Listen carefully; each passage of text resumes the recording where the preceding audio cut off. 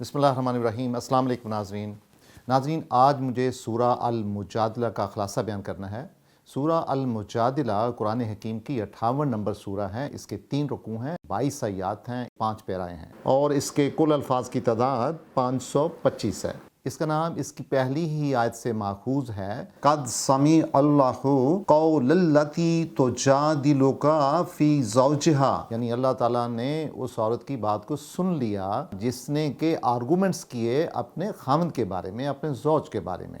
وتشتکی الی اللہ، اور اس میں اللہ تعالیٰ کی طرف روئے سخن تھا، یعنی کہ شکایت کسی کافیت تھی۔ تو اللہ تعالیٰ کی ذات کہتے ہیں کہ واللہ یسمع تحاورکما، تو اللہ تعالیٰ نے آپ دونوں کے اس آرگومنٹ کو، یعنی پروفٹ کے اور اس خاتون نے چونکہ پروفٹ سے اظہار کیا تھا، ان دونوں کی آرگومنٹس کو سن لیا ہے، کیونکہ اللہ تعالیٰ کی ذات سمیع ہے اور بصیر ہے، سننے والی ہے اور دیکھنے والی ہے۔ یہ مدنی سورہ ہے اور سورہ احزاب سے پہلے 4 ہجری میں نازل ہوئی اور دونوں میں زہار کا ذکر پایا جاتا ہے۔ اس سے پہلے ناظرین سورہ الحدید ہے، جس میں کہ جہاد اور انفاق کی دعوت پہ اور ضرورت پہ اور اس کے طریقہ کار پہ روشنی ڈالی گئی تھی، اور مخالفین، یعنی جو مسلمانوں کے جو مخالفین تھے، یہود اور منافقین، ان پہ روشنی ڈالی گئی تھی۔ سورہ المجادلہ میں یہود اور منافقین کا جو پراپیگنڈا تھا، اس کے سد باب کی طرف اسٹریٹجی بتائی گئی ہے کہ ان کا سد باب کیسے کرنا چاہیے اور منافقین کی گرفت کیسے کرنی چاہیے۔ اس کا عمودی خیال یہ ہے کہ اللہ تعالیٰ کی ذات ہر ایک شخص کی بات کو سنتی ہے، کیونکہ اللہ تعالیٰ کی ذات دیکھنے والی ہے، سننے والی ہے۔ اس سے یہ بات واضح ہوتی ہے کہ ہمیں کسی پیر فقیر کی، کسی سائیں اور سنیاسی کی ضرورت نہیں ہوتی۔ ہر انسان کا جو دل ہے وہ اللہ تعالیٰ کی ذات کے ساتھ بذات خود کنیکٹڈ ہوتا ہے۔ تیسرا لیسن یہ ملتا ہے کہ اس میں غلبہ حق ہمیشہ ہوتا ہے، ہمیشہ جو حق اور سچ ہے وہ سر بلند رہتا ہے، اور جو نازیبہ حرکات یا جھوٹ جو ہوتا ہے، جو کنکاکٹڈ چیزیں ہوتی ہیں، وہ ہمیشہ شکست کھاتی ہیں، اور یہ بات ہماری زندگی میں بھی ہم دیکھ سکتے ہیں۔ آخری لیسن ہمیں اس سے ملتا ہے کہ اللہ تعالیٰ کی ذات کے ساتھ اور اللہ تعالیٰ کے رسول کے ساتھ جو محبت ہے وہ بہت اعلیٰ و عرفہ ہے۔ کوئی دنیا کی چیز کی، نہ اپنے رشتہ داروں کی، نہ بھائی بہنوں کی، نہ اسٹیٹ کی، نہ کسی زمین کی، نہ کسی مادیت کی کوئی وقت نہیں ہے اللہ اور رسول کی محبت کے سامنے۔ ناظرین، اس سورہ کے 5 پیرائیں ہیں۔ پہلا پیرا جو ہے وہ آیت نمبر 1 سے لے کے 4 تک ہے۔ اس میں زہار کا، یعنی زہار ایک ایسا رواج تھا، طلاق دینے کا ایسا طریقہ تھا زمانہ جاہلیت میں، کہ جب کوئی خاوند اپنی بیوی کو طلاق دینا چاہتا تھا تو وہ کہتا تھا کہ آپ میری ماں کی طرح ہیں۔ اس بات کو قرآن حکیم نے زہار کے لفظ سے، زوئے ہیلفا رے سے یاد کیا ہے۔ حضرت خولہ بنت مالک بن ثعلبہ، جو کہ اوس بن صامت کی بیوی تھیں،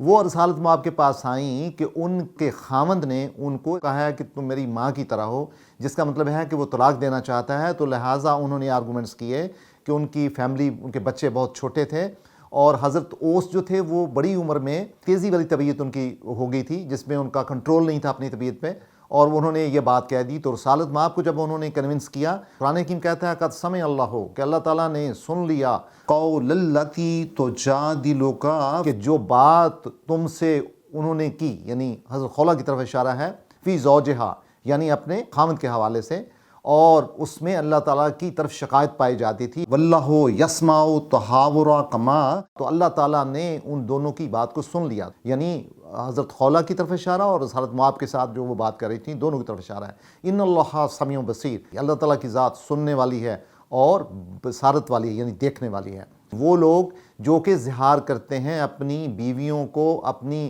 مائیں کہتے ہیں، وہ ان کی مائیں ہرگز نہیں ہوتی، وہ مائیں صرف انہی کی ہوتی ہیں جن کو انہوں نے پیدا کیا ہوتا ہے۔ اور قرآن کہتا ہے کہ لا یقولون منکرا من القول وزورا، یہ انتہائی بہودہ اور بہتان ہے اور جھوٹ والی بات ہے، اور بلا شبہ اللہ تعالیٰ کی ذات انسانوں پہ معاف کرنے والی ہے اور مغفرت کرنے والی ہے۔ لیکن پھر قرآن حکیم نے کہا ایسے لوگ جو زہار کہنے کے بعد اپنی بیویوں کے پاس واپس آتے ہیں، حالانکہ انہوں نے یہ اتنی بڑی بات کی ہوتی ہے، تو قرآن حکیم نے کہا کہ وہ نہیں واپس آ سکتے جب تک ان کو پراپر وہ یا تو ایک غلام آزاد کریں اس سے پہلے کہ ان کے پاس آئیں، اور یہ ان کو واز کیا جاتا ہے، تو زونا بھی، یعنی واز کیا جاتا ہے، یعنی اس کا مطلب بڑا ہی امپورٹنٹ ہے، کیونکہ اللہ تعالیٰ کی ذات ہر انسان کے افعال سے اور اعمال سے بخوبی واقف ہے۔ اور اگر وہ غلام آزاد نہ کر سکیں فا تحریرہ حر سے ہے، یعنی اگر وہ غلام آزاد نہ کر سکیں تو پھر وہ لگاتار 2 ماہ کے روزے رکھیں، اور اگر وہ روزے بھی نہ رکھ سکیں تو پھر وہ 60 مسکینوں کو کھانا کھلائیں۔ گویا کہ 3 سزائیں ہوگی، یا وہ غلام آزاد کریں، اگر وہ نہیں کر سکتے تو 2 ماہ کے لگاتار روزے رکھیں، اگر وہ بھی نہیں ہو سکتا تو پھر وہ 60 مسکینوں کو کھانا کھلائیں۔ اور یہ اللہ تعالیٰ کی حدود ہیں، وَتِلْكَ حدود اللہ، حد کہتے ہیں جس کے آگے کوئی چیز کراس نہ کی جا سکے، یعنی اللہ تعالیٰ کا قانون ہے، اس کو آپ نے ہر حال میں ماننا ہے۔ وَلِلْكَافِرِينَ عَذَابٌ عَلِيمٌ، اور کافرین جو اس کے منکر ہیں ان کے لیے یقیناً ایک الم والا عذاب ہے۔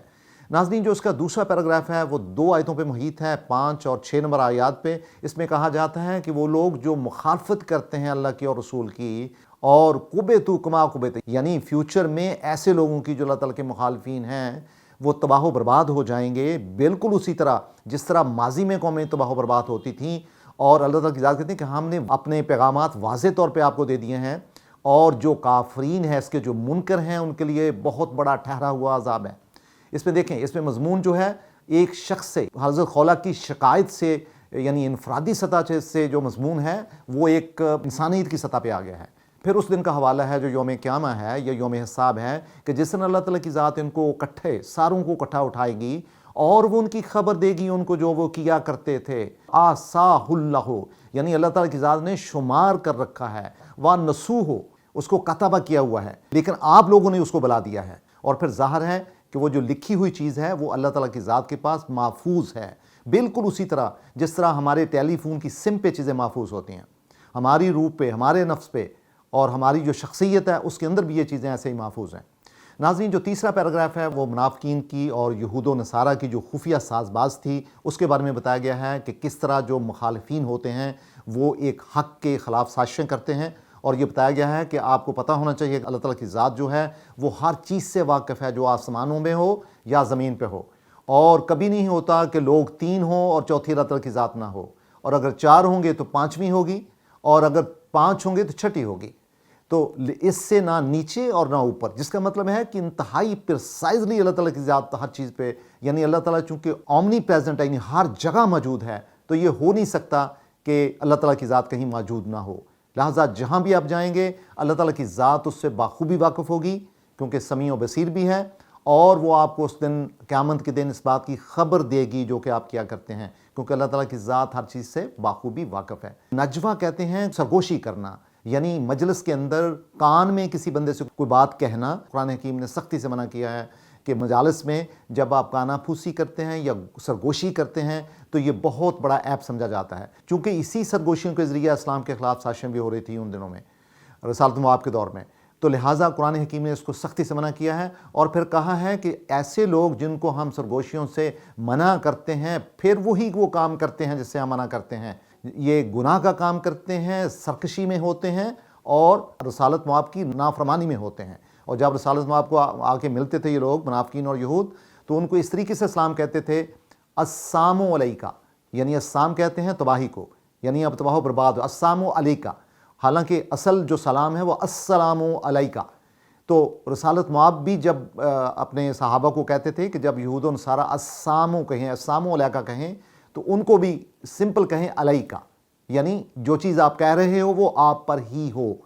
تو یہاں پہ یہ ہمیں ترغیب دی جاتی ہے کہ ہمیں سلام جو پیش کرنا ہو، جو سلامتی کی خواہش ہمیں چاہیے ہوتی ہے یا کہنا ہوتا ہے اپنے دوسرے ساتھیوں کو، انسانوں کو، اس میں ہمیں السلام علیکم، یعنی ایک پراپر جو طریقہ ہے اس کی بھی تبلیغ کی گئی ہے۔ پھر قرآن حکیم کہتا ہے کہ اے ایمان والو، جب آپ کو کبھی سرگوشی کرنی پڑے تو پھر آپ کبھی بھی گناہ کی یا سرکشی کی یا نافرمانی کی سرگوشی رسالت مآب کے حوالے سے نہ کریں، بلکہ آپ نیکی کی اور تقوی کی سرگوشی کریں، یعنی اچھی باتوں کی ترغیب دیں، اور be conscious to your God واتقوا اللہ، کیونکہ ہر چیز نے اللہ تعالیٰ کی ہی طرف اکٹھے ہونا ہے۔ یرجع کل شیء الی اصلہ، ہر چیز اپنے اصل کی طرف جاتی ہے، اور یوم قیامہ کے دن ہر زندہ چیز اپنے رب کی طرف، وہ اس کی جو کہ اس کا مرجع ہے اور مولا ہے۔ تو پھر قرآن حکیم کہتا ہے یہ جو سرگوشیاں ہیں یا یہ جو سازشیں ہیں یہ شیطانی کام ہے، اور اس سے جو ایمان والے ہیں ان کو غم نہیں لینا چاہیے، غم زدہ نہیں ہونا چاہیے، کیونکہ یہ آپ کو اس وقت تک کوئی نقصان نہیں پہنچا سکتے جب تک اللہ تعالیٰ کی اجازت نہ ہو۔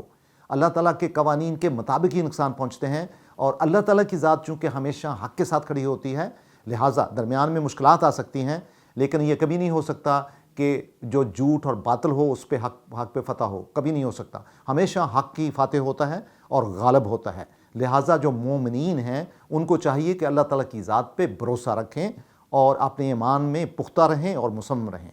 پھر قرآن حکیم کہتا ہے اے مومنین، جب آپ کو کہا جائے کہ مجلس میں کھل کے بیٹھیں تو مجلس کو پھیلا دیا کرو، کیونکہ وہاں پہ ضرورت ہوتی ہے اور لوگ بھی اس میں شامل ہوں۔ اور جب آپ کو کسی وجہ سے کہا جائے کہ اٹھ جاؤ تو اٹھ جایا کرو۔ اللہ تعالیٰ آپ کے اس رویے کی بنیاد پہ آپ کی شخصیت کو بہت اعلیٰ کر دے گا، آپ کا نفس کی بڑی تکمیل ہوگی اور آپ کے اندر مثبت جو اوصاف ہیں وہ مزین ہوں گے۔ تو پھر قرآن حکیم کہتا ہے کہ اے ایمان والو، جب آپ کو کبھی ضرورت پڑ جائے ایسی سرگوشی کی، یعنی آپ نے کسی سے کوئی مجلس میں بات کرنی ہو تو اگر کر بیٹھو، چونکہ آپ کو منع کیا گیا ہے، لیکن اگر آپ نے کرنی ہے تو اس کے لیے پھر آپ کو چاہیے کہ آپ صدقہ دیں، یہ تمہارے لیے بہت بہتر ہوگا اور اس سے تمہاری پاکیزگی بھی ہوگی۔ لیکن اگر آپ نہ کر سکیں تو کوئی ایسی بات نہیں، اللہ تعالیٰ کی ذات بخشنے والی بھی ہے کیونکہ وہ رحیم بھی ہے، اور آپ کو بالکل پریشان نہیں ہونا چاہیے اگر آپ اس کا معاوضہ یا صدقہ نہ دے سکیں، کیونکہ اگر آپ ایسا نہیں کر سکیں گے تو اللہ تعالیٰ سے اگر آپ معافی مانگیں گے تو اللہ تعالیٰ کی ذات چونکہ معافی کو قبول کرنے والی ہے۔ ہاں، اپنی نمازوں کو قائم کرو، زکوٰۃ دیتے رہو اور اللہ تعالیٰ اور اس کے رسول کی اطاعت میں رہو، کیونکہ اللہ تعالیٰ کی ذات بخوبی واقف ہے آپ کے اعمال سے۔ ناظرین، جو 4 نمبر پیراگراف ہے اس کی آیات 14 سے 18 تک ہیں۔ اس میں کہا جاتا ہے کہ آپ دیکھیں وہ قومیں، قومن غضب اللہ علیہم، ان قوموں پہ غور کرو جن پہ اللہ تعالیٰ کی ذات نے غضب پھینکا اور وہ تباہ ہو گئے۔ اس میں جو غضب اللہ علیہم ہے، اس سے یہود مراد ہیں۔ تاریخ گواہ ہے کہ انہوں نے اپنے کردار اور اعمال کی بنیاد پہ بہت دفعہ وہ تباہی سے دوچار ہوئے۔ تو اللہ تعالیٰ کی ذات کہتی ہے کہ ایسے لوگوں اور قوموں کے لیے ہم نے عذاب شدید بنایا ہے، اور پھر یہ ہے کہ اپنی باتوں کو ثابت کرنے کے لیے یہ اپنی قسموں کو ڈھال بناتے ہیں اور جو اللہ تعالیٰ کا راستہ ہے اس سے لوگوں کو روکتے ہیں۔ تو ان کے لیے ایک ٹھہرا ہوا عذاب ہے اسی بنیاد پہ۔ یہاں پہ جو ایمان کی بات ہے، ایمان قسم کو بھی کہتے ہیں، ایمان بھی ہوتا ہے۔ ایمان بیسیکلی یقین کی جمع ہے۔ پھر قرآن حکیم کہتا ہے کہ ان کے مالوں کا اور ان کی اولادوں کا ان کو کوئی فائدہ نہیں ہو سکے گا، اور یہ بیسیکلی وہ لوگ ہیں جو کہ اصحاب النار ہیں، یعنی یہ لوگ آگ کے باسی ہیں اور اس کے اندر ہی رہیں گے۔ اور پھر وہ دن جس دن کہ اللہ تعالیٰ کی ذات ان ساروں کو اکٹھا کرے گی، اور پھر بھی یہ اپنے حلف لے رہے ہوں گے جس طرح کہ آج کل ان کو یہاں قسمیں کھانے کی عادت ہے، تو اس طرح کی کوششیں وہاں پر بھی کریں گے۔ لیکن اللہ تعالیٰ کی ذات چونکہ ان سے بخوبی واقف ہے، اور یہ وہ لوگ ہیں جو کاذبین ہیں، یعنی کاذب ہوتا ہے جو ایک تو حق کی نفی کرے اور پھر اس کے بدلے میں اوپر ایسی ویونگ کرے کہ نئے چیزوں کو لے کے آئے سچ ثابت کرنے کے لیے، گویا وہ کفر بھی کر رہا ہوتا ہے اور کفر کے اوپر ایک گناہ بھی کر رہا ہوتا ہے جس سے کہ اس کی شکل بگڑنے کا خطرہ ہوتا ہے۔ تو لہٰذا کاذب جو ہے وہ بلکہ کافر سے بھی زیادہ خطرناک ہے، چونکہ وہ چیزوں کو مانتا بھی نہیں ہے اور اس کو ڈسٹارٹ بھی کرتا ہے۔ ناظرین، جو 5واں پیراگراف ہے اس میں حزب اللہ اور حزب شیطان، ان دونوں کے بارے میں بات ہوئی ہے، اور کہا گیا ہے کہ دیکھیں جو شیطان ہے وہ آپ کو پناہ دیتا ہے اور اللہ تعالیٰ کے ذات کو آپ پھر اس نتیجے میں بلا دیتے ہیں کیونکہ آپ اللہ تعالیٰ کا ذکر نہیں کرتے۔ جو یہی لوگ ہیں جو کہ شیطانی قوتیں ہیں، شیطانی فورسز ہیں یا شیطانی گروہ ہیں، یعنی ایسے گروہ جو منفی باتوں کو اڈاپٹ کرتے ہیں۔ تو یاد رکھیں کہ جو حزب شیطان ہے وہ ہمیشہ خسارے میں ہوں گے اور ہمیشہ حق جو ہے وہ غالب ہوتا ہے۔ اور پھر کہا جاتا ہے کہ ان اللہ یحادون اللہ ورسولہ اولئک فی الاذلین، کہ بلا شبہ وہ جو کہ اللہ تعالیٰ کے مخالف ہیں، حادہ ہوتا ہے مخالفت کرنا، اور جو اللہ تعالیٰ کی اور اس کے رسول کی مخالفت کرتے ہیں یقیناً وہی لوگ ہیں جو کہ ضلالت میں ہوں گے۔ یعنی یہاں پہ محادہ جو ہے اس سے مراد ہے اناد یا مخالفت کرنا، محادہ۔ اور 21 نمبر آیت ہے، اس میں جو سبجیکٹ ہے، فاعل ہے، وہ اللہ تعالیٰ کی ذات ہے۔ قطع باللہ، اللہ تعالیٰ کی ذات نے لکھ لیا ہے، لا اغلبنا، کہ وہ یقیناً غالب ہوگی۔ یہ فعل اثقل ہے، انا، میں، و رسولی، اور میرے رسول، ان اللہ قوی عزیز، یعنی اس میں اللہ تعالیٰ کی ذات بذات خود اس آیت میں مخاطب ہے، اور اللہ تعالیٰ کی ذات فاعل ہے، اور حق جو ہے وہ ہمیشہ غالب آتا ہے جھوٹ پہ اور شیطانی قوتوں پہ۔ آخری ناظرین جو آیت ہے اس میں اللہ تعالیٰ کی ذات کہتی ہیں کہ یہ کبھی نہیں ہو سکتا کہ ایسی قوم جو اللہ تعالیٰ پہ ایمان رکھے اور یوم آخرہ پہ ایمان رکھے، یعادون من حاد اللہ، یعنی وہ دوستی کریں ان سے جو کہ اللہ تعالیٰ سے اور اس کے رسول سے دشمنی کریں، یہ ہو نہیں سکتا۔ بے شک کہ وہ ان کے ماں باپ ہوں یا ان کے بیٹے ہوں یا ان کے بھائی ہوں یا ان کے قبیلے کے لوگ ہوں، کیونکہ اللہ تعالیٰ کی ذات کہتے ہیں کہ اس کی وجہ کیا ہے، کیونکہ ایسے ہی لوگ ہیں جن کے دلوں پہ اولئک کتب فی قلوبہم الایمان، کہ یعنی یہ وہی لوگ ہیں جن کے دلوں میں ایمان کو کندہ کر دیا گیا ہے، جیسے ایک پتھر پہ چیزیں کندہ کر دی جاتی ہیں، ایدہم بروح منہ، اور ہم نے ان کی روحوں کو مضبوط کر دیا ہوا ہے۔ یعنی یہاں پہ روح سے مراد قرآن حکیم بھی لیا جاتا ہے اور حضرت جبرائیل علیہ السلام بھی لیے جاتے ہیں، تو گویا کہ اللہ تعالیٰ کی ذات پھر ایک تقویت دیتی ہے، ایک روحانی تقویت دیتی ہے، اس کو قرآن حکیم نے کہا ہے وَأَيَّدَهُمْ بِرُوحٍ مِّنْهُ۔ اللہ تعالیٰ کی ذات کہتی ہیں کہ ہم ایسے لوگوں کو داخل کرتے ہیں ایسے باغوں میں جن کے نیچے نہریں بہتی ہیں اور جن میں وہ رہیں گے، اور اللہ تعالیٰ کی ذات جو ہے وہ راضی ہو گئی ان سے، وَرَضُوا عَنْهُ، اور وہ راضی ہو گئے اللہ تعالیٰ کی ذات سے، اولئک حزب اللہ، یعنی یہی ہیں وہ لوگ جو اللہ تعالیٰ کی جماعت میں ہیں، اللہ تعالیٰ کی پارٹی میں، اللہ تعالیٰ کے گروہ میں ہیں۔ اللہ ان حزب اللہ هم المفلحون، اور یاد رکھو یہی وہ گروہ ہے جو کہ فلاح پانے والے ہیں، یعنی جو ہمیشہ فائدے میں ہوں گے۔ اور یؤمنوا باللہ والیوم الآخر، یہ مسلمان اور مومنین کی طرف اشارہ ہے۔ یعادون من حاد اللہ، یعنی خدا اور رسول سے محبت، لیکن جو حاد اللہ ہے اس میں مخالفت پائی جاتی ہے، ایک عناد پایا جاتا ہے یا مخالفت کا معنی میں استعمال ہوتا ہے، اور یہ کبھی بھی ایک دل میں جمع نہیں ہو سکتے۔ اللہ تعالیٰ کی محبت یا رسالت مآب سے جو محبت ہے، اور اس کے ساتھ رسالت مآب سے اور اللہ تعالیٰ کی ذات سے دشمنی، یہ کبھی ایک جگہ نہیں ہو سکتے، ہمیشہ ایک دل میں ایک ہی طرح کے جذبات ہوں گے۔ سورہ المجادلہ ہمیں دعوت دیتی ہے کہ ہم اس کے اندر جو میسیجز ہیں، جو ایسنس ہے، اس کو پرسیو کریں۔ مثلا اس میں یہاں پہ ہے کہ ہمیں انفرادی سطح پہ اللہ تعالیٰ کی ذات کے ساتھ ہر بندے کو اپنے دل و دماغ کے ساتھ خود دعا کرنی چاہیے، چونکہ اللہ تعالیٰ کی ذات سمیع و بصیر ہے،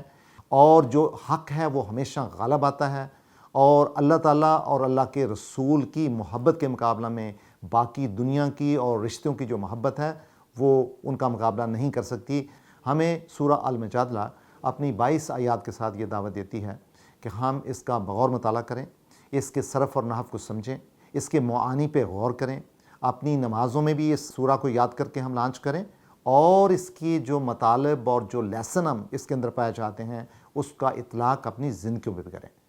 ناظرین، تھینک یو ویری مچ۔